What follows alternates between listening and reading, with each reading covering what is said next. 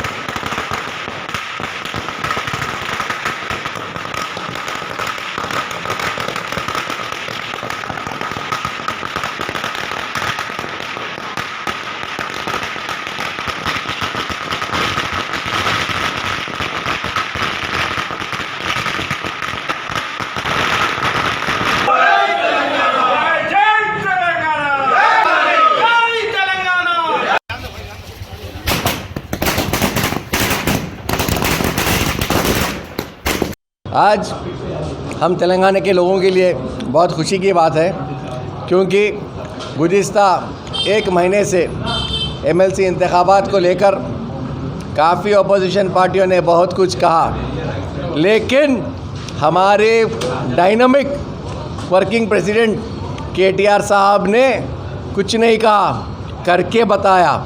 ये आज उसका रिज़ल्ट है।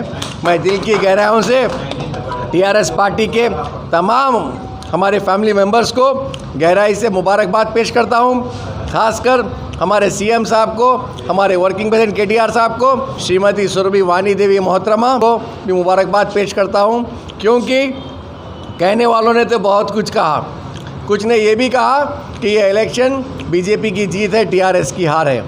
हमने अपनी मेहनत की और बराबर अवाम के दिलों में आज भी जो टीआरएस पार्टी के लिए, केटीआर साहब के लिए, केसीआर साहब के लिए और केसीआर साहब के जो अनगिनत स्कीम्स है, उसके लिए आज भी अवाम के दिलों में बराबर केसीआर साहब के लिए जगह है। और आज दोनों इलेक्शन का रिज़ल्ट इस बात की गवाह है कि तेलंगाना हमारा है। हम इस तेलंगाना की तरक्की में केसीआर साहब के हाथ मजबूत करेंगे, केटीआर साहब के हाथ मजबूत करेंगे और इस तेलंगाना को सुनहरा तेलंगाना बनाने में इसी तरीके से जीत हासिल करते रहेंगे, आगे बढ़ते रहेंगे। जय तेलंगाना।